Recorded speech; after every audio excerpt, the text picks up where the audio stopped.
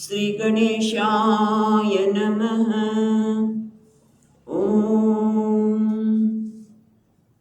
श्री सरस्वत्यै नमः। ओम श्री सद्गुरुभ्यो नमः। ओम भागवत भगवान की जय। नमः श्री परमहंस स्वादित चरण कमल चिन्ह मकरंदाय भक्तजन मानस निवासाय श्री रामचंद्राय वागीसायस्य वदने लक्ष्मी यस्य च वक्षसि यस्यास्ते हृदये संवित तं नृसिंहमहं भजे। सच्चिदानन्दरूपाय विश्वोत्पत्त्यादिहेतवे तापत्रयविनाशाय श्रीकृष्णाय वयं नमः। नारायणं नमस्कृत्यं नरं चैव नरोत्तमं देवीं सरस्वतीं व्यासं ततो जयमुदीरयेत्। श्रीकृष्णाय वासुदेवाय हरये परमात्मने प्रणतः क्लेशनाशाय गोविन्दाय नमो नमः। यं प्रवचन्तमनुपेत्य अपेतकृत्यं दैवीपायनो विहरकातर आजुहाव पुत्रेति तन्मयतया तरवो विनेन्दुः तं सर्वभूतहृदयं मुनिमानतोऽस्मि।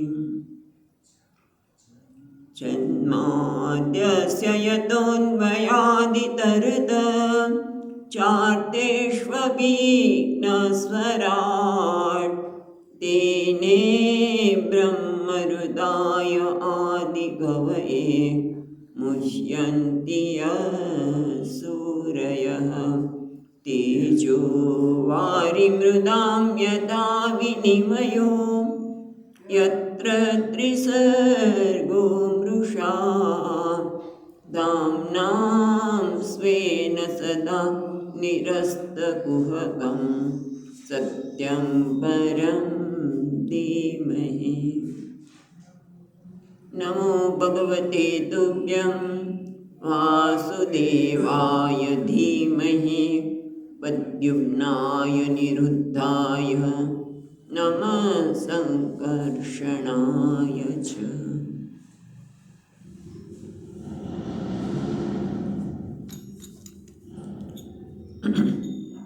ॐ नमो भगवते वासुदेवाय। ॐ नमो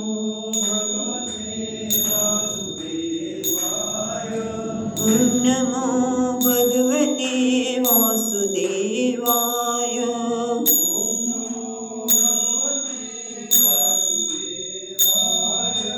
वासुदेवाय हरि वासुदेवाय।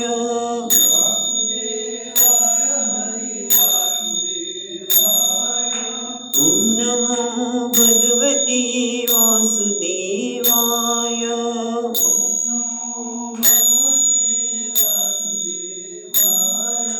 ॐ नमो भगवते वासुदेवाय।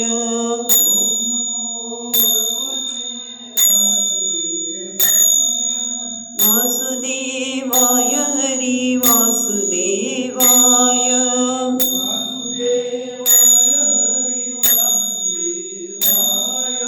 वासुदेवाय हरि वासुदेवाय।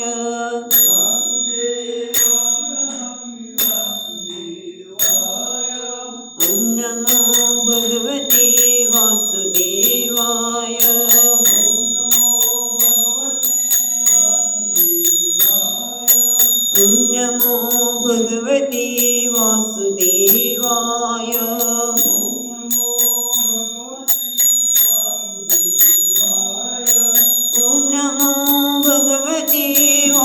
વાસુદેવાય.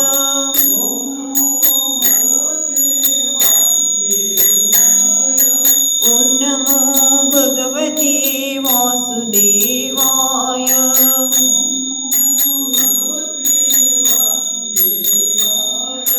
ઓમ નમો ભગવતે વાસુદેવાય.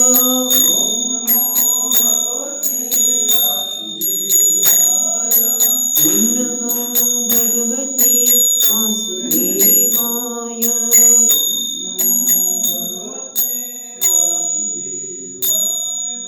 ઓમ નમો ભગવતે વાસુદેવાય. ઓમ નમો ભગવતે વાસુદેવાય.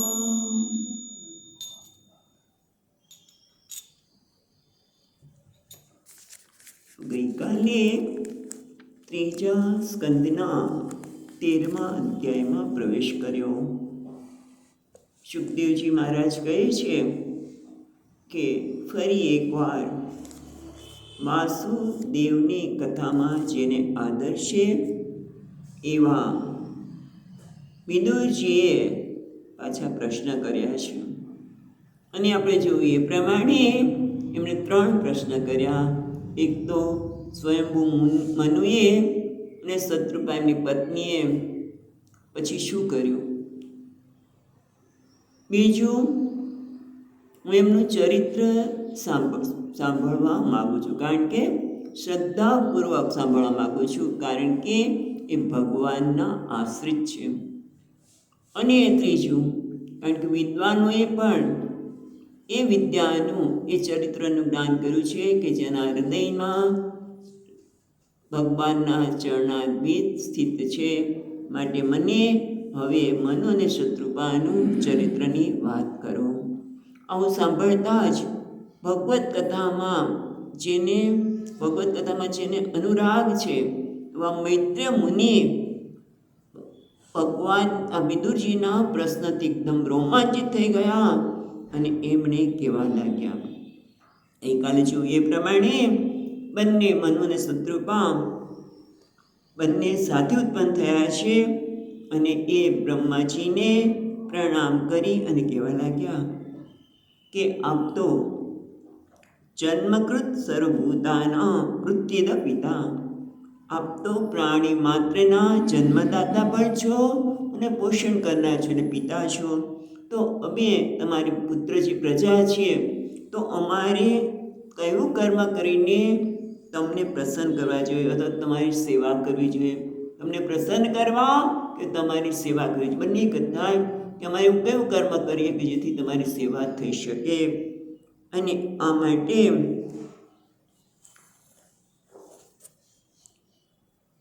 એણે ફરીવાર પ્રાર્થના કરી કે કર્મ કરવાની શક્તિ હોય એવા અમે જે કાર્ય કરી શકીએ એવી શક્તિ કરી શકે એવા કર્મોની આજ્ઞા આપો, જેથી અમારું આ લોકમાં સર્વત્ર યશ પ્રસરે અને પરલોકમાં પણ અમારી ગતિ થાય, ઉત્તમ ગતિ થાય, સદગતિ થાય. એવી રીતે એમણે પ્રાર્થના કરી. ત્યારે બ્રહ્માજીએ કહ્યું. એટલે 9 શ્લોક સુધી ગઈકાલે આપણે જોયું હતું, રાઈટ? 9મો શ્લોક ફરી વાર વાંચીને આગળ જઈએ. બ્રહ્મોવાચ પ્રીતિસ્તુભ્યમહં तात સ્વસ્તિસ્ત્વાં વાં ક્ષિતેશ્વર યન્નિર્વિદ્યકેન હૃદા શાદીમેત્યાત્મનાર્પિતમ. બ્રહ્માજી ખુશ થઈ ગયા. પ્રીતિસ્તુભ્યમહં, તમે મને, હે તાત, હે પુત્ર, હે ક્ષિતેશ્વર, તમે એવું કહ્યું કે મને આજ્ઞા આપો કે અમે તમારી કેવી સેવા કરી, અને પણ કેવી રીતે? નિષ્કપટ ભાવે, નિર્વ્યલિકેન હૃદા, નિષ્કપટ હૃદયથી તમે તમારું આત્મસમર્પણ કર્યું. તમે મારું શરીર મને પાછું આપ્યું, આત્મસમર્પણ કર્યું. માટે એકદમ હું ખુશ છું. તમારા બંનેનું કલ્યાણ થાવું. સ્વસ્તિતામ, એ તમારા બંનેનું કલ્યાણ થાવું. આ કયા પછી હવે બ્રહ્માજી એમને શું કરવું જોઈએ એ કહેવા લાગ્યા. 10મા શ્લોકમાં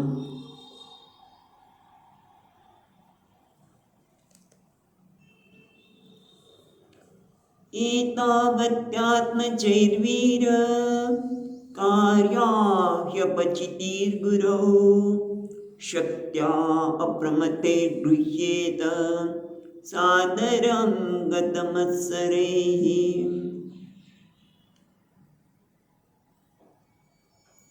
હવે કે છે એતાવત્યા છે ને એને જુદું પાડીશું, પણ પેલા કે છે એતાવતી આત્મજૈહી વીરઃ, એટલે હે વીર એટલે કે હે મનુ.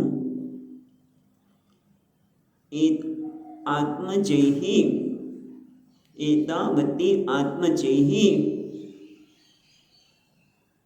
અહીં કાર્ય એટલે કરવું જોઈએ. હિ અપચતિ ગુરોહો, અપચતિ એટલે પૂજા અથવા તો સેવા. ગુરોહો એટલે અહીંયા પિતાને પણ ગુરુ કહેવામાં છે, અને જનકાદિ જેણે જન્મ આપ્યો છે એ પણ ગુરુ છે. એટલા માટે કહે છે કે પુત્રો આ રીતે એતાવતી આ રીતે આત્મજૈહી એટલે તમારા જેવા જ પુત્ર સત્યા અપ્રમતૈઃ ગૃહ્યતે સાદરમ ગતમત્સરૈઃ, એટલે કે છે અપ્રમતૈઃ એટલે પ્રમાદ કર્યા વગર સાવધાન રહીને, અને ગતમત્સરૈઃ જેનો મત્સર ઈર્ષા, મત્સરનો અર્થ ઈર્ષા જતો રહ્યો છે. કારણ કે કદાચ મનુને પણ થાય, કારણ કે પિતાજી હવે એમને પ્રજાની ઉત્પત્તિનું કાર્ય સોંપી રહ્યા છે, ત્યારે એને પણ એમ થાય કે ભાઈ અમે શું કામ કરીએ, જો સનક સનકાદિએ ન કર્યું, હા તો અમારે શું કામ કરવું જોઈએ. એટલે સનક સનકાદિ વગેરે નથી કરતા તો અમે શા માટે કહીએ, અમારા ભાઈઓ જ છે. તો એટલા માટે ગતમત્સરૈઃ કોઈ પણ પ્રકારની ઈર્ષા બીજા સાથે સરખામણી કર્યા વગર એને કહેવાય છે ગતમત્સરૈઃ. એટલે જ્યારે પિતા કોઈ કામ આપે ત્યારે બીજા ભાઈઓ સાથે સરખામણી ન કરે. આપણે ગઈકાલે વાત કરી ને કે પિતાના વચનનો સ્વીકાર, એમાં કોઈ દોષ દ્રષ્ટિ ન હોય કે આને મને કહ્યું એમ બીજા મારા ભાઈઓને કેમ ન કહ્યું, એવું કોઈ મનમાં ન આવે. એના માટે કહે છે ગતમત્સરૈઃ શક્ત્યા પોતાની શક્તિ અનુસાર, અને અપ્રમતૈઃ એ પ્રમાદ વગર, રામાટામાં સ્વામીની ભાષામાં કહીએ રામાટામાં કરવા, એના વગર આદરપૂર્વક સાદરમ એટલે આદરપૂર્વક આદર સહિત તમે આજ્ઞાનું પાલન કરો. એટલે હે વીર એટલે મનુ પુત્રો દ્વારા ગુરુજનો પ્રત્યે આટલી સેવા કરવા યોગ્ય છે કે સાવધાન રહીને ગતમત્સરૈઃ મત્સર વિના બની આદરપૂર્વક શક્તિ પ્રમાણે આજ્ઞાનું પાલન કરે. હજી શું કરવું એ નથી કહેતા, હા, પણ એતાવતી આ રીતે આત્મજૈહી જે પોતાના પુત્રો, આત્મજય પુત્ર વગેરે કાર્ય કરવું જોઈએ. શું અપચિતિઃ એટલે પૂજા અથવા સેવા, કોની, ગુરુની, પિતાની સેવા કે આજ્ઞા. અપચિતિનો પૂજા પણ થાય અને આજ્ઞા પણ થાય. શક્તિ પ્રમાણે અપ્રમતે સાવધાનપૂર્વક અને આદર સાથે પિતાની અથવા એમની પિતાની અથવા તો ગુરુની આજ્ઞાનું પાલન કરવું જોઈએ. એટલે કીધું કે સનકાદિ કુમારોએ આજ્ઞાનું પાલન નથી કર્યું તો પછી અમારે શા માટે કરવું જોઈએ. એ પ્રકારનો માત્સર્યનો ભાવ જેનામાં નથી તેવા ગતમત્સરૈઃ એટલે મનુ મહારાજમાં આ પ્રકારનો મત્સર છે જ નહીં. એટલે એમનામાંથી આ પ્રકારનો મત્સર જતો રહ્યો છે, માટે ગતમત્સરૈઃ. આવું કયા પછી આગળ કે છે સ્વતમસ્યામપત્યાનિ સદૃશાન્યાત્મનો ગુણૈઃ ઉત્પાદ્ય સાક્ષધર્મેણ કામયજ્ઞે પુરુષમ યજ. હવે 3 કાર્ય સોંપે છે એમને. સ એટલે તે મારી આજ્ઞાની પ્રમાણે સત્વમ સત્વમ તે તમે, સ એટલે તે, પછી એટલે મનુ, અને તમે પણ, ત્વમ અસ્યામ અપત્ન્યાની સદૃશાની છે ને, સદૃશ્યાની આત્મનો ગુણૈ ઉત્પાદ્ય, અપત્યાની એટલે પુત્રો, અપત્ય એટલે પુત્રો. ના, અપત્ય કેમ કહે છે? પુત્રને સંસ્કૃતમાં અપત્ય એવું કેમ કહેવામાં આવે છે? તો એના માટે સરસ અર્થ છે, ન પતતિ પિતરો યેષામ, જેના પુત્રો નરકમાં નથી પડતા એને નામ પુત્ર. અને એના માટે સંસ્કૃતમાં અપત્યાની એટલે કે સત્વમ અસ્યામ એટલે સ્વભાર્યામ, તમારી પત્ની સાથે શત્રુપામાં ગુણોથી તમારા જેવા, સદૃશાની આત્મનઃ તમારા જેવા જ ગુણોવાળા સંતાનો ઉત્પન્ન કરો. અપત્યાની આત્મગુણૈ તમારા જેવા જ ગુણ ધરાવતા, સદૃશાની તમારા જ સદૃશ્ય સમાન, આત્મના તમારા જેવા જ ગુણવાન પુત્રોની ઉત્પત્તિ કરો. પ્રજાની ઉત્પાદ્ય, એક તો ઉત્પત્તિ કરો, પછી શું છે? ધર્મેણ ગામ સાશ છે ને, સાશ ધર્મેણ ગામ, ગામ એટલે પૃથ્વી, અને પૃથ્વીનું ધર્મથી પાલન કરો. શાસ એટલે સાધી, શાસન કરો, પાલન કરો. અને ત્રીજું કાર્ય શું છે? અગ્નિ પુરુષમ યજઃ, અને યજ્ઞ દ્વારા પુરુષ એટલે પરમાત્માનું, શ્રી હરિનું યજન કરો. એટલે જ્યારે એનું પ્રાર્થના કરી ત્યારે પેલા કહે છે જે કાર્ય કરવાનું છે એમાં પ્રમાદ ન હોવો જોઈએ, એટલે કે સાવધાની હોય. જે કાર્ય કરે છે એમાં મને આદર હોય પિતાની આજ્ઞામાં, અને મત્સર ન હોય. એ રીતે થઈને તમે તમારી પત્ની સાથે તમારા જેવા સારા ગુણો ધરાવતા પુત્રોની ઉત્પત્તિ કરો, પૃથ્વીનું શાસન કરો, અને યજ્ઞ દ્વારા પરમાત્માનું યજન કરો, પૂજા કરો. હવે આગળ જોઈએ 12મા શ્લોકમાં, પરમ શુષ્ણમ મહ્યમ સ્યાદ પ્રજા રક્ષયા નૃપ, ભગવાંસ્તે પ્રજા ભર્તુઃ ઋષિકેશોનુતુષ્યતિ. એટલે હવે કહે છે, હે નૃપ, છે ને તેમાં નૃપ શબ્દ છે. હે નૃપ, હે રાજા, પરમ શુષ્ણમ મહ્યમ સ્યાદ પ્રજા રક્ષયા નૃપ. હે રાજા, પરમ શુષ્ણમ એટલે મારી, પરમ એટલે શ્રેષ્ઠ, શુષ્ણમ મહ્યમ તમે એને કહ્યું હતું તમારી શું સેવા કરું? આગળ પૂછ્યું છે ને આગળના પ્રશ્નમાં. એટલે કહે છે પરમ શુષ્ણમ મહ્યમ, મારી ઉત્તમ સેવા ગણાશે. શેનું? પ્રજા રક્ષયા, પ્રજાનું રક્ષણ કરવાથી તમે મારી ઉત્તમ સેવા કરી ગણાશે. એટલું જ નહીં, ભગવાન તે પ્રજા ભર્તુઃ ઋષિકેશોનુતુષ્યતિ, અને વળી ભગવાન ઋષિકેશ, ઋષિકેશ એટલે ઋષિકાણામ ઈશ, જે બધાની ઇન્દ્રિયોના સ્વામી છે એવા પરમાત્મા પણ પ્રજા ભર્તુઃ પ્રજાનું પાલન કરનાર એવા તમે, તે એટલે તમે નું તુષ્યતિ ખરેખર એ પણ પ્રસન્ન થશે. મને તો પરમ સંતોષ થશે જ થશે, પણ ભગવાન ઋષિકેશને પણ તમે જ્યારે પ્રજાનું રક્ષણ કરતા હશો ત્યારે એમને પણ ખૂબ સંતોષ થશે. ને પ્રજાનું પાલન કરવું એ રાજાનું ધર્મ છે. જો રાજા પ્રજાનું પાલન કરવાનું, એનું રક્ષણ કરવાનું ચૂકી જાય તો ખરેખર રાજા જ નથી. રાજા એટલે જ પ્રજાનું પાલન કરવું, રક્ષણ કરવું, એનું પોષણ કરવું, એ રાજાનું કાર્ય છે. અને રાજા જ્યારે કરે છે ત્યારે પરમાત્મા પણ બહુ જ પ્રસન્ન થાય છે. પણ તમે કોઈ પરમાત્મા પ્રસન્ન થાય, પણ ભગવાન તો કહેવાય છે ઉદાસીન વદ આસીનમ. ગીતામાં પણ કહ્યું છે ને, ભગવાન કહે છે ઉદાસીન વદ આસીનમ, ભગવાન તો ઉદાસીન છે. અહીંયા કહે છે ટીકામાં, ઉદાસીન ભગવતો અતોષે મે કો દોષ. ભગવાન તો ઉદાસીન છે, એ પ્રસન્ન થાય કે ન થાય એમાં મારો કંઈ દોષ કહેવાય? કારણ કે પોતે જ ઉદાસીન છે, કોઈને ખબર જ પડવા નથી દેતા કે પોતે પ્રસન્ન છે કે નહીં. તો એના માટે આગળ કહે છે 13મા શ્લોકમાં એષાં ન તુષ્ટતો ભગવાન યજ્ઞલિંગો જનાર્દનઃ તેષાં સમોષ્ય પાર્થાય યદાત્માનાદૃત સ્વયં. આગળ કહે છે એષા ન તુષ્ટ ભગવાન યજ્ઞલિંગો જનાર્દન. યજ્ઞલિંગ, યજ્ઞ જેનું લિંગ છે, લિંગ એટલે મૂર્તિ, યજ્ઞલિંગ એટલે યજ્ઞ મૂર્તિ ભગવાન જનાર્દન. મૂર્તિ એટલે સ્વરૂપ. આપણે વાત કરી છે કે સંતોને પણ મૂર્તિ કહેવામાં આજે આટલી મૂર્તિ આપણે ત્યાં ભિક્ષા લેવા માટે આવવાના છે.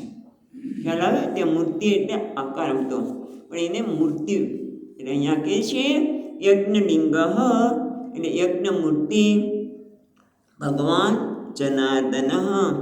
એષાં ન તુષ્ટો ભગવાન યજ્ઞલિંગો જનાર્દન તેષાં સમોષ્ય પાર્થાય યદ આત્મા ન ધૃત સ્વયં.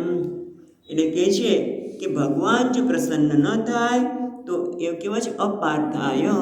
તો આપણે સામાન્ય રીતે પાર્થ, પાર્થ એટલે પૃથાપુત્ર એવું કરતા હોય છે ને અર્થ, પણ અહીંયા એનો અર્થ જુદો થાય છે. પાર્થ એટલે પ એટલે પરમેશ્વર, અર્થ એટલે પ્રયોજન. પ્રયોજન યસ્ય અસૌ સ પાર્થ.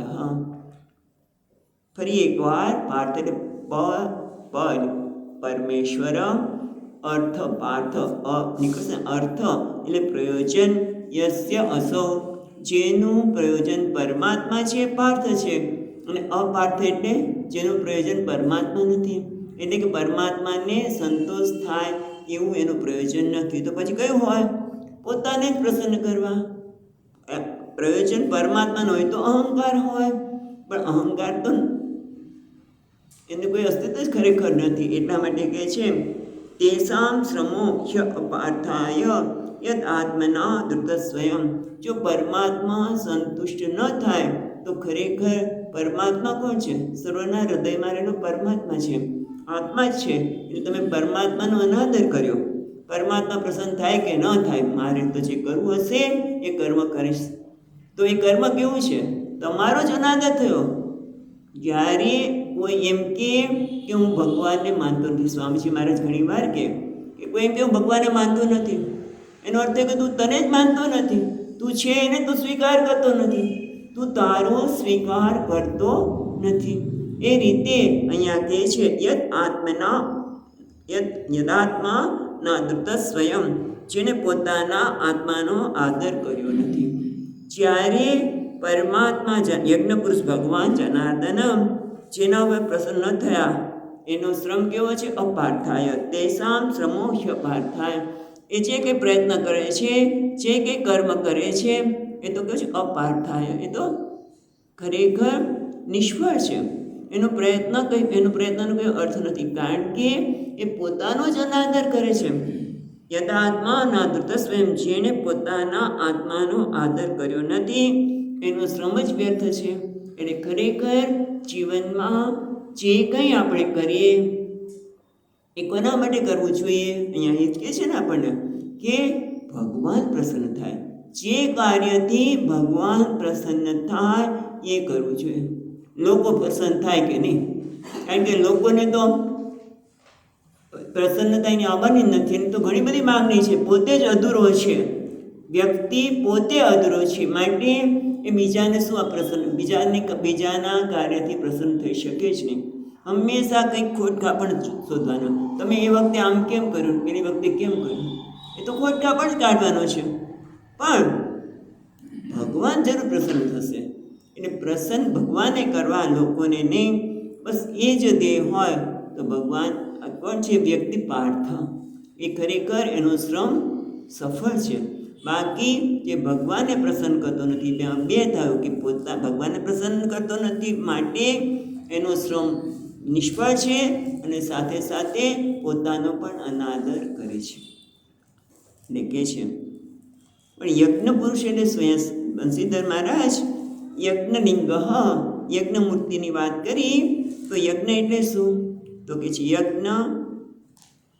યજ્ઞૈ યજનૈ અર્ચન શ્રવણ કીર્તનાદિ એવ લિંગ્યતે જ્ઞાયતે ઇતિ.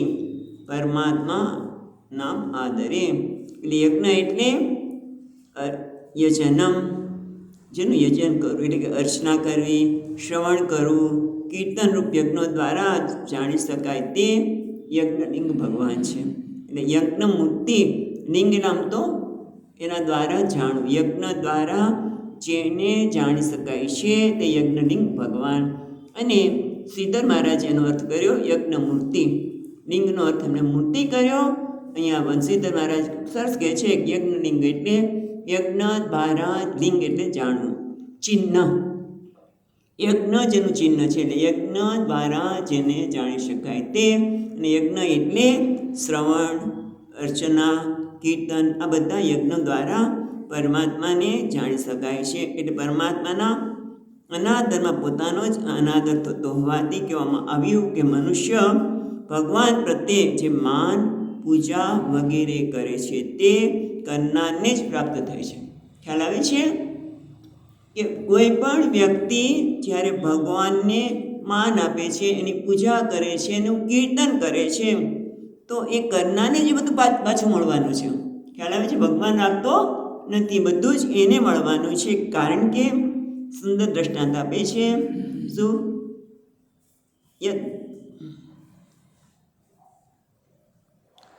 તચ્ચ આત્મને પ્રતિમુખસ્ય યથા મુખશ્રી. જેમ તમે મુખ ઉપર તિલક કરો એટલે કે કપાળમાં તમે ચાંદલો કર્યો તો એની શોભા વધવાની જ છે. આપણે તો ચાંદલો કરવાનું ભૂલી ગયા છીએ, હજી સાઉથમાં છે. હા, આપણે ચાંદલો કરીએ એટલે કદાચ એક સંપ્રદાયની વ્યક્તિ માનવા લાગે લોકો. એવું નથી. એ તો આપણે તો એ ચંદન કરીને ભગવાનને ચંદન કે કુમકુમ જે કંઈ કરીએ છીએ એ જે આજ્ઞાચક્રમાં રહેલા પરમાત્માનું યજન કરીએ છીએ. એટલે કે છે જે મુખ ઉપર તિલક આદિ શોભાન પ્રતિબિંબને પણ પ્રાપ્ત, મુખને જ્યારે કરીએ છીએ ત્યારે અરીસામાં જે જોઈએ છે પ્રતિબિંબને પ્રાપ્ત થાય છે કે નહીં? ખાલી મુખને શોભા મળે છે, પ્રતિબિંબને પણ મળે છે. એમ ભગવાનની જે આપણે પૂજા અર્ચના કરીએ એનું પ્રતિબિંબ આપણે જ છે, એટલે આપણને જ પાછું મળવાનું છે. એટલે અહીંયા બંસીધર મહારાજે બહુ સુંદર વાત કરી કે યજ્ઞલિંગ એટલે જે યજ્ઞ દ્વારા પરમાત્માને જાણી શકાય છે તે. અને એ યજ્ઞ પુરુષની પૂજા કરવાથી ખરેખર તો આપણે જ મળવાનું છે. એનો આદર કરવાથી આપણે જ આદર મળવાનો છે. ખ્યાલ આવ્યો? એટલે આપણો અનાદર ન કરીએ. આપણે અનાદર કરીએ છીએ તો કોનો અનાદર કરીએ છીએ? ભગવાનનો. આપણો અનાદર એટલે શું? આપણે કોઈ કશું કહે અને આપણે માની લઈએ તો આપણો અનાદર થયો ને. આપણે છીએ નહીં અને છતાં આપણે માની લઈએ તો આપણો અનાદર થયો. ભગવાનનો અનાદર હતો. માટે અનાદર તો ભગવાનનો નહીં કરો, કારણ કે એના દ્વારા મારા અનાદર દ્વારા ભગવાનનો અનાદર થાય છે. મારા અનાદર દ્વારા ભગવાનનો અનાદર થાય છે. ભગવાનની પૂજા વગેરે દ્વારા મારી પણ પૂજા થાય છે. બંને અરસપરસ છે. આવું ગયા પછી હવે મનુ મહારાજ આગળ કહે છે. મનુ મહારાજ પૂછે છે, મનુર્વાચ 14મો શ્લોક. આદેશહં ભગવતો વર્તયામિ વસુદન સ્થાનમ વિહાનુજાનીહિ પ્રજાનાં મમ ચ પ્રભુ. એટલે કેવું કે છે, આદેશ અહમ ભગવત વર્તેયમ પણ વર્તેયમ નથી, વર્તેય પછી વર્તેયા છે ને, વર્તેય પછી અ નીકળશે. અમીવ સુદનમ. અમીવ સુદનમ એ સંબોધન છે. એટલે શું થાય? અમીવ સુદનમ એટલે પાપનાશક. એટલે હે પાપને નિનાશ કરનાર. એટલે પણ બ્રહ્માજીને એ આ શબ્દ વાપરે છે કે હે અમીવ સુદનમ, હે પાપ વિનાશક. આદેશ અહમ ભગવત વર્તેયમ, હે ભગવાન હું આપની આદેશ આજ્ઞાનું પાલન કરીશ. વર્તિશ એટલે હું વર્તન કરીશ, આજ્ઞાનું પાલન કરીશ. પરંતુ એક સમસ્યા છે. તમે કહ્યું કે તમે પ્રજાનું પાલન કરો, પુત્ર તમારા જેવા સદગુણી પુત્રોનું ઉત્પન્ન કરો, યજ્ઞ નારાયણની પૂજા કરો, બધું ત્રણ વસ્તુ કીધી. એ હું જરૂર પાલન કરીશ. પણ હવે શું છે? સ્થાનમ તું જો છે ને બીજી લીટીમાં સ્થાનમ વહ એ સ્થાનમ તું નીકળશે. પછી વ છે એ સંધિથી બનેલો વકારા છે, એને છૂટું પાડશું તો તું નીકળશે. અને ઈહ અનુજાનીહિ પ્રજાનામ મમ ચ પ્રભુ, એ પ્રભુ હે પ્રભુ તમે સમર્થ છો. એના માટે બીજી લીટીમાં બીજું સંબોધન કર્યું, હે પ્રભુ હે સમર્થ તમે એવા. સ્થાનમ તું ઇહ અનુજાનીહિ પ્રજાનામ મમ ચ મારા માટે અને આ પ્રજા માટે અમે ક્યાં કરવું? આ બધું તમે કાર્ય તો કહ્યું, પણ પૃથ્વી પર અમે ક્યાં તમે અહીંયા રહીને આ કાર્ય કરો એવું તમે મને સ્થાન આપો. ખ્યાલ આવે છે? કારણ કે કેમ કહે છે હમણાં જોઈએ છે, પણ અહીંયા સુધી સ્થાનમ તું ઇહ અનુજાનીહિ એ તમે અમને કોઈ સ્થાનનું પરામર્શ કરો, તમે આ સ્થાનમાં રહીને કાર્ય કરો. કોના માટે? પ્રજાઓ માટે તેમજ મારા માટે.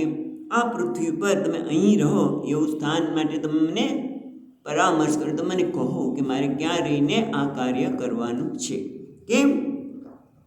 કારણ કે જે રહેવાનું સ્થાન છે એ તો પૃથ્વી જ છે, પણ અત્યારે પૃથ્વી દેવી ક્યાં છે? જળમાં છે. માટે તમે અમને કંઈક સ્થાન આપો કે જ્યાં રહીને આ કાર્ય કરી શકીએ. એટલે પછીના 15મા શ્લોકમાં કહે છે, યદોક સર્વસત્વાનાં મહિમગ્નામહં પસી યસ્યા ઉદ્ધરણે યત્ન દેવદેવ્યા વિધીયતામ. એટલે છે યદ ઓક એટલે નિવાસ સ્થાન. યદ એટલે જે નિવાસ સ્થાન સર્વસત્વાનામ એ સત્વાનામ એટલે અહીંયા પ્રાણી, બધા પ્રાણીઓનું રહેઠાણ નિવાસ સ્થાન. મહી એટલે પૃથ્વી, જે બધા પ્રાણીઓનું ઓક એટલે નિવાસ સ્થાન. સા મહી એ કેવી છે? મહી મગ્ના મહાઅંબસી એ પૃથ્વી દેવી તો મહાઅંબસી પાણીમાં એકદમ ડૂબી ગયેલા છે, પ્રલયકાળના જળમાં ડૂબી ગયેલા છે. મહાઅંબસી મગ્ના યસ્ય ઉદ્ધરણે યત્ન દેવ દેવ્યા વિધીયતામ. દેવ અને દેવ્યા બંને લખ્યું છે. એટલે હે દેવ સંબોધન કરે છે બ્રહ્માજીને. હે દેવ યસ્યામ ઉદ્ધરણે યત્ન દેવ્યા વિધીયતામ. એટલે યસ્યા દેવ્યા આ દેવી એટલે આપણે પૃથ્વી દેવી, ભૂમિ દેવીને ઉદ્ધાર કરવા માટે યત્ન વિધીયતામ પૃથ્વીના ઉદ્ધાર માટે આપ જ કંઈક કરો. યત્ન એટલે આમ તો પ્રયત્ન થાય, પણ પિતાજી એમને કહી તમે પ્રયત્ન કરો, આપ કંઈક કરો. આમ તો યત્નનો અર્થ પ્રયત્ન જ થાય છે, પણ આપણે ગુજરાતી કરીએ તો પિતાજીને કહે છે કે આપ જ આ પૃથ્વી દેવીના ઉદ્ધાર માટે કંઈક કરો. એટલે હવે શું થયું? જ્યારે આવી રીતે મનુ મહારાજે પ્રાર્થના કરી એટલે હવે શું થાય છે? કહે છે મૈત્રેય મુનિ વિદુજીને આ બધી કથા કહી રહ્યા છે. એના માટે કહે છે મૈત્રેય ઉવાચ પરમેષ્ઠિ તવપામ મધ્યે તથા સન્નામ વેક્ષ્યગામ કથમેનામ સમુનિષ્યતિ દદ્યોધિયાચિરમ. એટલે કહે છે મૈત્રેયજી હવે કહેવા લાગ્યા કે પરમેષ્ઠિ એટલે બ્રહ્માજી. ત્વપામ એટલે ત્વપામ નથી, પણ તું અપામ. વકાર પાછું અહીંયા પણ સંધિ થયું છે. વનો ઉ અને અંદરથી અ નીકળશે. તું અપામ મધ્યે તથા સન્નામ એટલે ડૂબેલી અવેક્ષ એટલે જોઈને, ગામ એટલે પૃથ્વી એટલે કહે છે પરમેષ્ટિ તું પણ પરંતુ પરમેષ્ટિ અપામ મધ્યે એટલે જળની મધ્યમાં, સન્નામ એટલે ડૂબેલી, અવેક્ષ ગામ એટલે પૃથ્વી, ગામ એટલે પૃથ્વીને જળમાં ડૂબેલી જોઈને પરમેષ્ટિએ વિચાર કરવા લાગ્યા. કથમ એ નામ સમુનિષ્યતિ તે કથમ એનામ એટલે આ એટલે ભૂમિદેવી. આ ભૂમિદેવીને સમ એમને કેવી રીતે ઉપર લાવીશ એટલે આ રીતે વિચારતા હતા કે કેવી રીતે ભૂમિદેવીને ઉપર લાવીશ. દદ્યો ધિયામ ચિરમ એટલે લાંબા સમય સુધી. બુદ્ધિમાં આ પ્રકારે લાંબા સમય સુધી વિચાર કરવા લાગ્યા કે આ પૃથ્વીને બહાર કેવી રીતે લાવીશ. કારણ કે જો એક વખત આપણે આગળ જોઈ ચૂક્યા છીએ, જ્યારે બ્રહ્માજી કમલાસન કમળ ઉપર ઉત્પન્ન થયા ત્યારે એમણે પાણીને ગળી ગયા હતા. હવે અત્યારે બ્રહ્માજી ક્યાં છે? સત્યલોકમાં, અને પાછું પાણી આવી ગયું અને પાણીમાં પૃથ્વી ડૂબી ગયા છે. તો હવે હું એને કેવી રીતે બહાર લાવીશ? ત્યાં તો આપણે યાદ છે કે તપ કરેલું ખૂબ, અને તપના પ્રભાવથી કેટલા વાયુને અને જળને યાદ આવે છે. હવે વાયુ અને જળને બંનેને શોષી લીધેલા અને શાંત કર્યા હતા. હવે શું કરવું? એટલે કહે છે કથમ એ નામ સમુન્નેષ્યતિ, કેવી રીતે અમને ઉપર લાવીશ.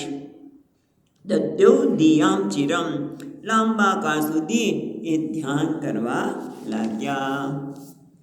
હવે શું થયું એ 17મા શ્લોકમાં કહે છે.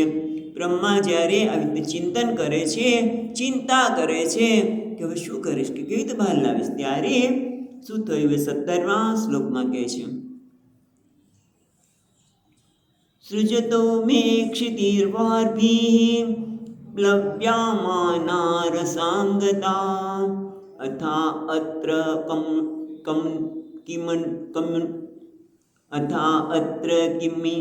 કિમનુષ્ઠેયં અસ્માભિઃ સર્ગયોજિતૈઃ યસ્યાહં હૃદયાદાસં સમે ઈશો વિધાતુ મે. એટલે હવે કહે છે ચિંતા કરે છે. શું કરે છે? સૃજતો મે ક્ષિતિર્વાભિઃ,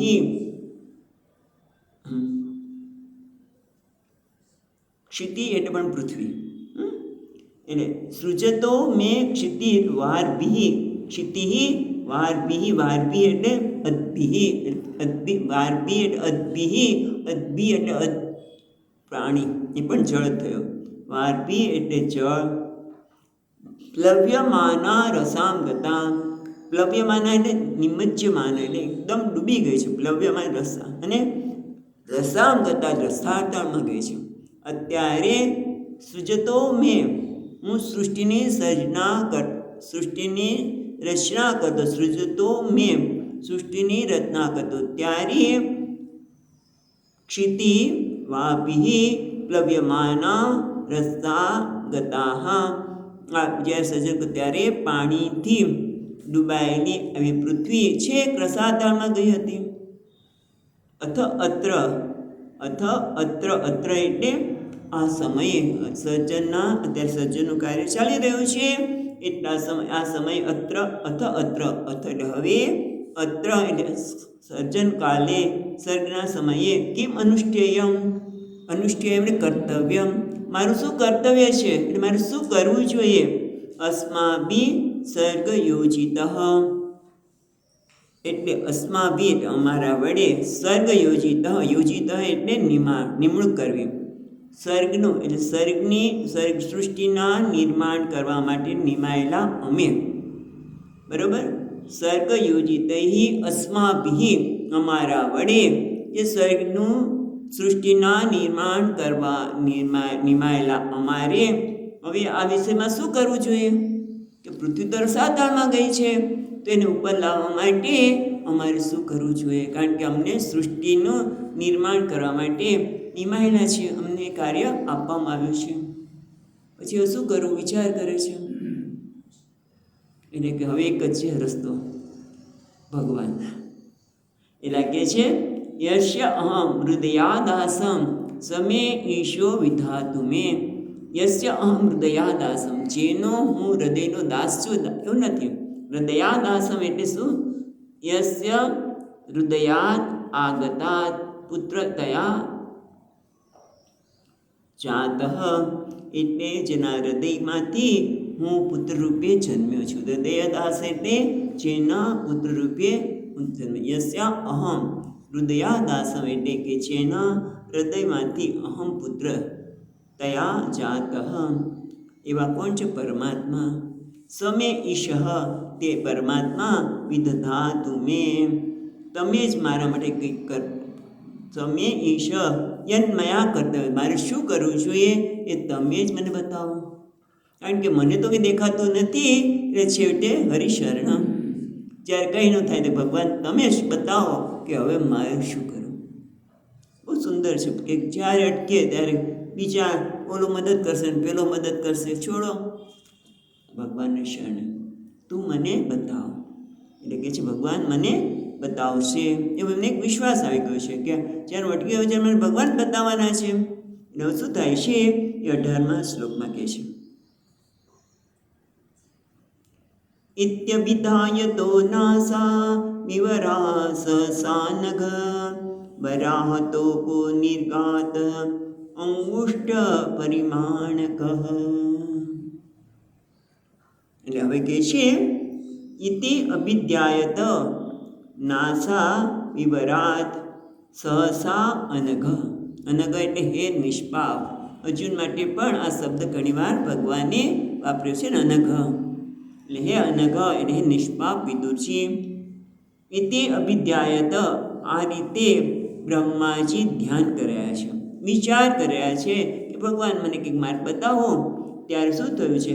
ઇતિ અભિધ્યાયત નાસા વિવરાત સહસા વરાહતો કો નિર્ગાત.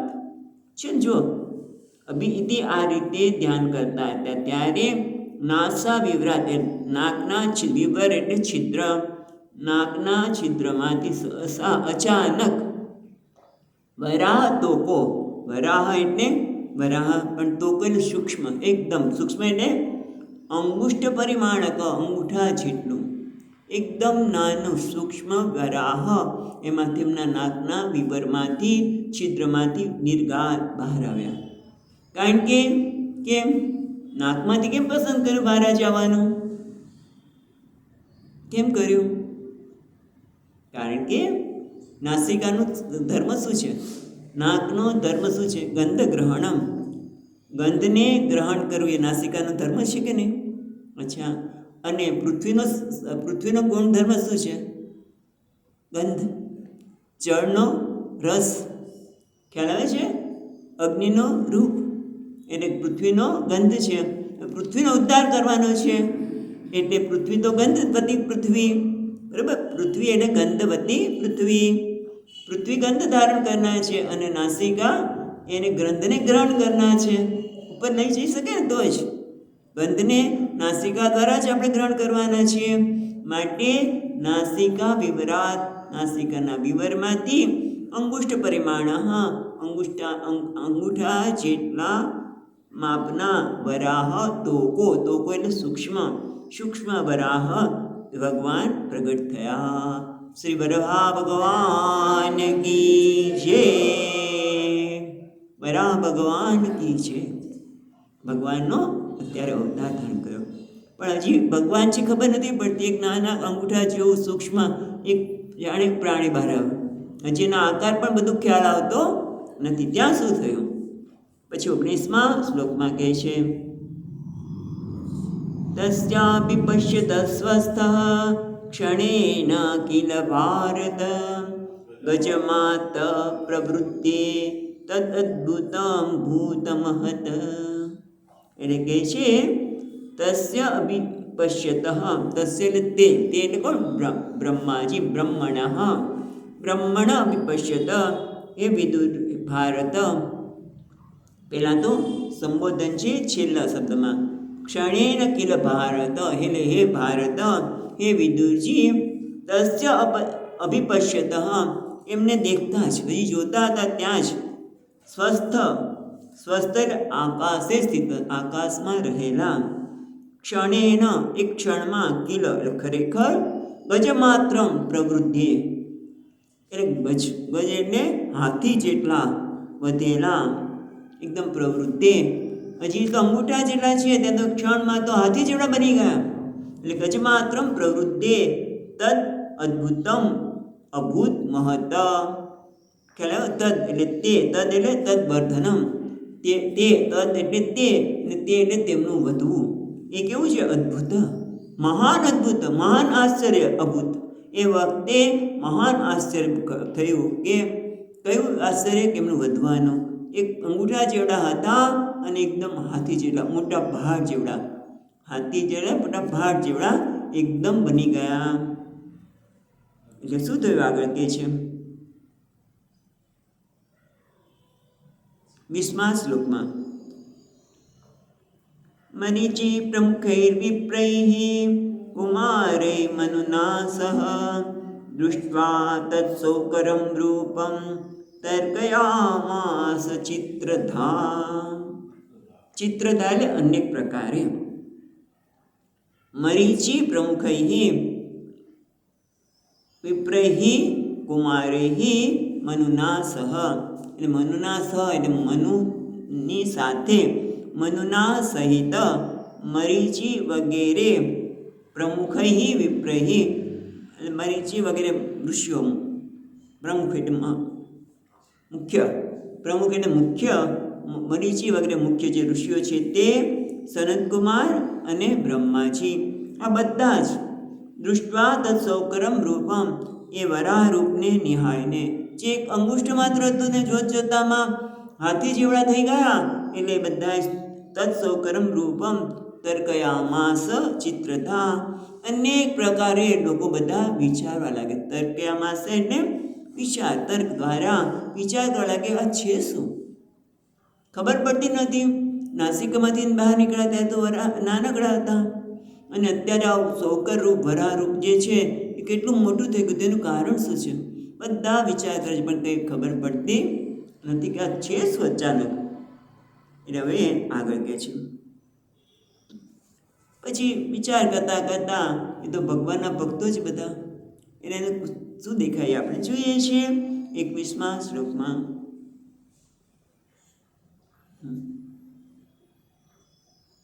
કિમેતત્ સૌકર વ્યાજમ સત્વં દિવ્યમવસ્થિતમ અહો બત આશ્ચર્યમિદં નાસાયામ મે વિનિશ્રુતમ. બ્રહ્માજી પણ વિચાર કરે છે કે કિમ એતત્ સૌકરમ વ્યાજમ સત્વમ દિવ્યમ અવસ્થિતમ. દિવ્ય એટલે અલૌકિક, જે લૌકિક નથી તે એ દિવ્ય એટલે અલૌકિક એવું. સત્વ એટલે પ્રાણી, સૌકરમ આ શુકર એટલે વરાહ આકારમાં રહેલા આ દિવ્ય એટલે અલૌકિક જે મારી સામે છે શું હશે? સૌકરમ વ્યાજમ. આમ તો વ્યાજનો અર્થ જ છદ્મવેશમ. એ પણ છદ્મવેશમ એટલે નહીં, છદ્મવેશમ એટલે આમ છળ કપટ. સામાન્ય રીતે છદ્મવેશ, વ્યાજનો અર્થ સંસ્કૃતમાં છદ્મવેશ કર્યો, પણ છદ્મવેશ એટલે છુપાયેલું. આ વરાહ રૂપમાં, વરાહના રૂપમાં આકારમાં રહેલા આ જે અલૌકિક રીતે રહેલા છે એ દિવ્ય પ્રાણી શું હશે? અહો બત આશ્ચર્યમિદમ. આ ખરેખર બહુ મોટું આશ્ચર્ય છે. કોણ કહે છે? બ્રહ્માજી. અહો બત આશ્ચર્યમ ઇદમ નાસાયામ મે વિનિશ્રુતમ. આશ્ચર્યની વાત તો એ છે કે પાછું મારે નાસિકામાંથી બહાર નીકળ્યું છે, અને છતાં આટલું મહાન રૂપ લીધેલું છે, તો એ ખરેખર છે શું? એ દિવ્ય અલૌકિક જ છે. આ કોઈ લૌકિક વસ્તુ છે નહીં, કોઈ અલૌકિક વસ્તુ છે. પછી આગળ વિચારે છે બ્રહ્માજી 22મા શ્લોકમાં, દુષ્ટોંગુષ્ટ શિરો માત્ર ક્ષણાદ દંડશિલાસમ અપિ સ્વિત ભગવાન એશ યજ્ઞો મે ખેદયન મનઃ. એટલે હવે કંઈક નિર્ણય ઉપર બ્રહ્માજી આવી રહ્યા છે અને કહે છે દૃષ્ટ અંગુષ્ટ શિરો માત્ર. પહેલાં તો પૂર્વમ અંગુષ્ટ માત્ર પ્રમાણે દૃષ્ટ એટલે જોયો. એટલે કે પહેલાં તો મેં એમને અંગૂઠાના ટેરવા જેટલા જોયા. ક્ષણાત દંડશિલાસ અને ક્ષણમાં તો ગંડશિલા એટલે સ્થૂળ પાષાણ જેવડા. એટલે હાથીને અહીંયા બીજું દૃષ્ટાંત આપ્યું. આગળ હાથી ગજ માત્ર કહ્યું, પછી એનાથી પણ આગળ સજા વધી ગયા હોય એવું પણ હોઈ શકે. એટલે કહે છે ગંડશિલા એટલે સ્થૂળ પાષાણ તત્સમમ, એ સ્થૂળ પાષાણ પહાડ હોય ને એટલા મોટા થઈ ગયા. એટલે મને તો લાગે છે કે અપિસ્વિદ ભગવાન એશ સંભાવના, અપેક્ષિત અપિસ્વિદ આ શબ્દ આપણે ઉપનિષદના પણ સાંભળેલો છે. ઈશાવાસ્યમાં અપિસ્વિદ એટલે કે છે સંભાવનાયામ, અપિસ્વિદનો અર્થ સંભાવના, એટલે એવી સંભાવના લાગે છે કે ભગવાન એશ યજ્ઞ મેં ખેદયન મનઃ. આ કોણ છે? ભગવાન. કયા? યજ્ઞ ભગવાન. વરાહ મૂર્તિ એશ, આ વરાહ મૂર્તિ, વરાહ આકારમાં રહેલા એશ યજ્ઞ. યજ્ઞ એટલે વિષ્ણુ. કેમ યજ્ઞ એટલે વિષ્ણુ? તો કે તૈત્રીય ઉપનિષદમાં જ કહ્યું છે યજ્ઞો વૈ વિષ્ણુ. તૈત્રીય સંહિતા, ઉપનિષદના નહીં, તૈત્રીય સંહિતામાં આ કહેવાય છે યજ્ઞો વૈ વિષ્ણુ. એટલે આ વરાહ રૂપમાં ભગવાન યજ્ઞ એટલે વિષ્ણુ છે.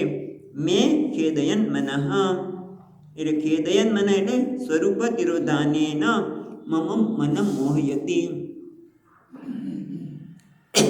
ખેદયન એટલે ખેદ લાગે, ખેદ એટલે મોહ થાય છે કે પહેલા અંગૂઠા જેટલા હતા અને જોત જોતામાં સ્થૂળ પાષાણ જેવા થઈ ગયા. એટલે મને લાગે છે આ બીજું કોઈ હોવું જોઈએ નહીં, આ યજ્ઞ ભગવાન નારાયણ જ, આ વિષ્ણુ જ પોતે આ રૂપમાં છુપાયેલા છે. મારા મનને ખેદ પ્રમાણે લાગે, મારા મનને ખેદ પ્રમાણે છે એટલે મોહિત કરે છે કે મને ખબર પડતી નથી કે છે શું, પણ એવું લાગે છે કે આવું કરી શક્ય, કરવા સમર્થ તો ભગવાન છે, બીજું કોઈ નથી. યજ્ઞ નારાયણ ભગવાન વિષ્ણુ સિવાય આ રીતે એકદમ નાનામાંથી એક ક્ષણમાં કોઈ મોટું ન થઈ શકે. એ તો ભગવાનની જ માયા છે, ભગવાનની સામર્થ્ય છે, ભગવાન જ કરી શકે. અને એટલા માટે મને એવું લાગે છે કે ખરેખર ભગવાન વિષ્ણુ જ આ રૂપે રહેલા છે, જે મારા મનને મોહિત કરે છે. ખેદયન એટલે મોહિત કરે છે. પછી 23મા શ્લોકમાં કહે છે ઇતિ મીમાંસસ્તસ્ય બ્રહ્મણ સસનુભિઃ ભગવાન યજ્ઞ પુરુષો જજર્કાન્દ્ર સન્નિભઃ.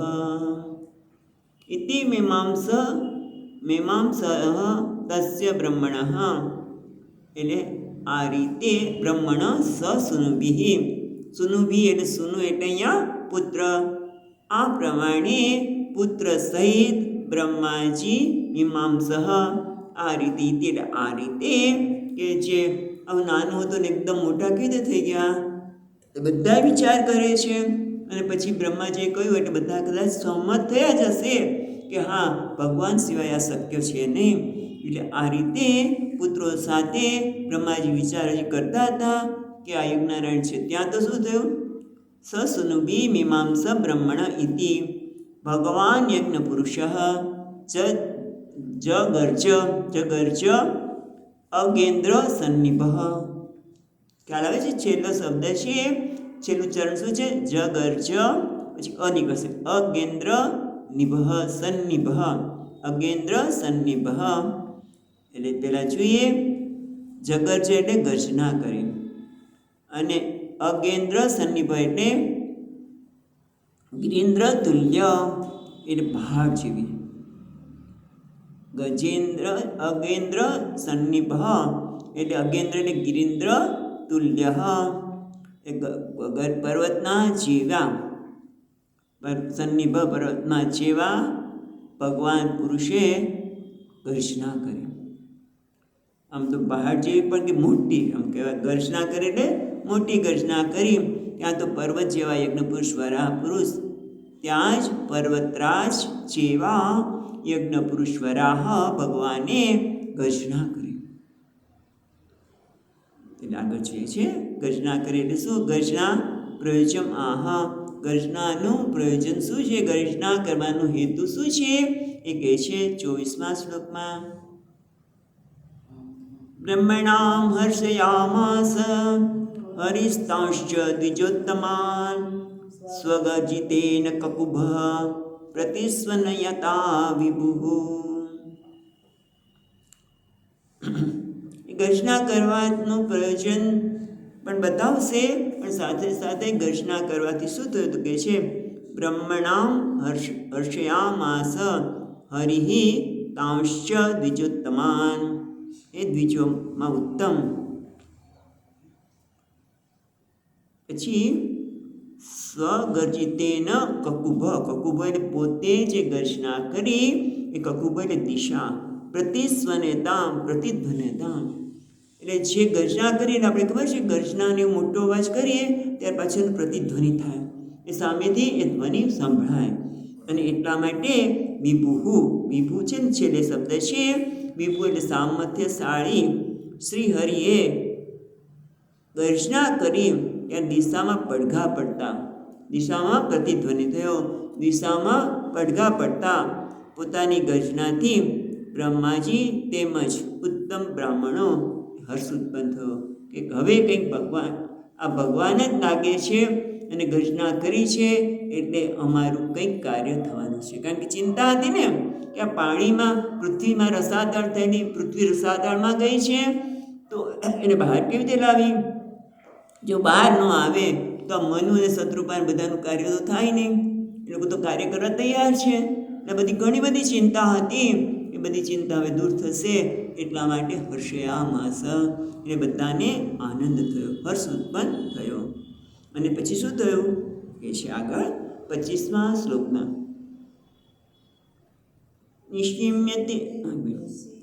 નિશિમ્યતે ગર્ગરિતમ સ્વખેદ ક્ષયિષ્ણુતુ માયામય સુકરસ્ય જનસ્તપસ્સત્ય નિવાસિનસ્તે ત્રિભિર્પ્રવિત્રૈર્મુનિનો ગુણસ્મા.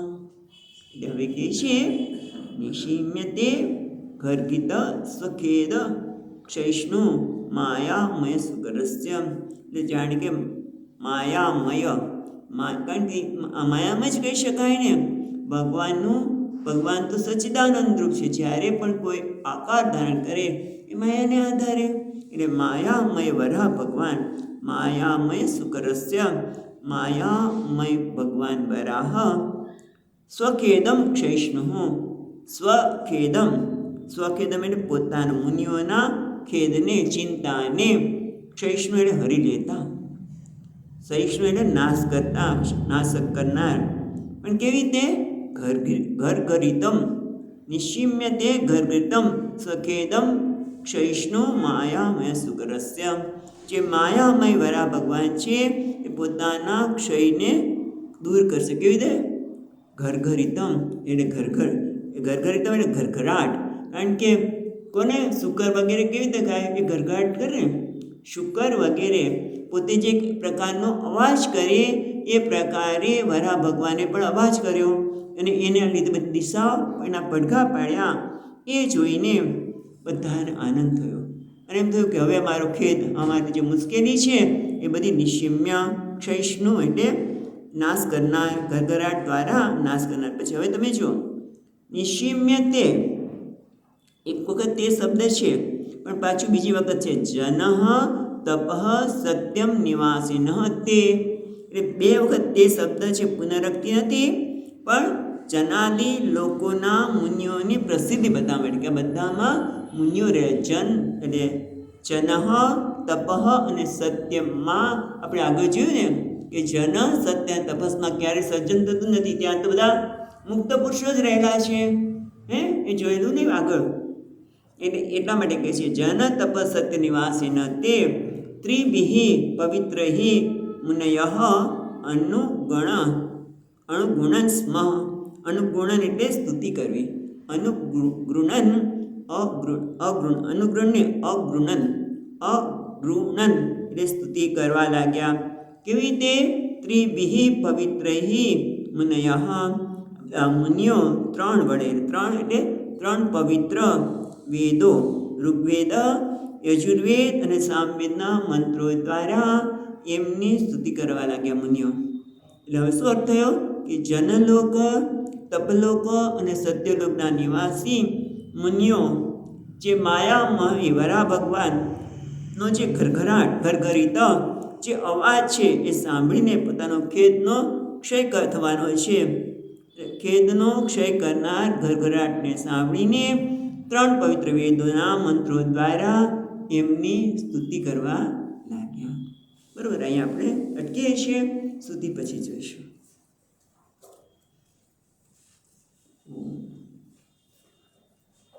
સચ્ચિદાનંદરૂપાય વિશ્વોત્પત્યાદિહેતવે તાપત્રય વિનાશાય શ્રીકૃષ્ણાય વયં નમઃ. યં પ્રવચन्तમનુપેત્ય અપેતકૃત્યં વૈપાયનો વિહરકાતર આજુહાવ. પુત્રેતિ તન્મયતયા તરવો વિનેન્દુઃ तं સર્વભૂતહૃદયં મુનિમાનતોऽસ્મિ. ઓમ શાંતિ શાંતિ શાંતિ. હરિ ઓમ. શ્રી ગુરુભ્યો નમઃ. હરિ ઓમ.